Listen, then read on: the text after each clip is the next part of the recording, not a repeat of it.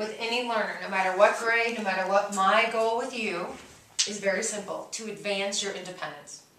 And independence is 2 levels of competency. There's the skill and strategy part of being independent at something, but there's also a confidence and an efficacy, a self-efficacy of being independent that is a belief in yourself that says, I can do hard things and I can do them really well.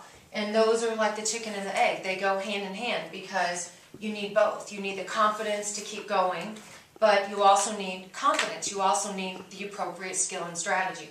So as a teacher, it is absolutely always on the forefront of my mind, this goal. And the way that I collect data to make sure that every move I make is advancing independence is I break my data into these 3 categories.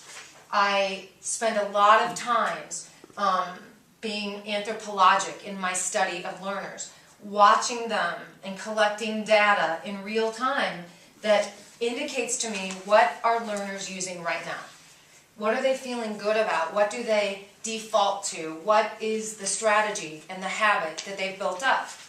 And then what is it that they're using that you can see evidence that they've listened to you or that they have captured something, but they're confusing it and it's getting tangled in their old habits. And I can help them untangle that. And then I think the exciting part is what are they not yet using that you can introduce them to, that you can say, wow, did you know about this? This will completely transform what you do independently. And so as the data comes in, as I talk with learners, as I watch them work, as I listen really carefully to them, then I'm breaking in my mind, where is their advancement going to be? In advancing them to be more cautious and careful about what they're using? Is it going to be helping them find mechanisms to untangle, to sort of unlearn what's not efficient, or to give them the experience with this new strategy or this new tool or this new way of thinking so that they can make that a part of their repertoire? So when this is done, then this is where I step in. I have this amazing toolbox of things that I can do to advance any learner's independence. The art of teaching is deciding what is the element that I'm going to choose, but how well does it match this question? Not just simply what can I do, like I know this strategy, or I just went to this workshop, or I've got this cool computer tool, but it answers the question simultaneously, what do my learners need me to do? And that's where it requires really, really deeply knowing your learners, because different learners need different things. You personally, sometimes just watching a model of something is enough. And you have enough confidence and you've got a sense of the competencies you're going to work on, and you just need practice. You just say, leave me alone and just let me do this. Some learners need a very specific kind of demonstration. I see this with teachers a lot. They can read, or they can hear, or they can be immersed in a certain strategy or a certain way of teaching, but the moment they see a video or they see a live demonstration, boom, their independence is advanced like lightning. They just go straight do this now.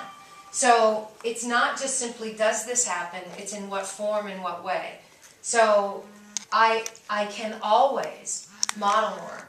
Some learners need to know they're in it with somebody else. They need a buddy. Like, they can do it. They can have the bravery to do it, but they're like, just stay here right with me. Stay here right with me and I'll do it. You do this part, and it's sort of like yin and yang. You do this part, I'll do this part.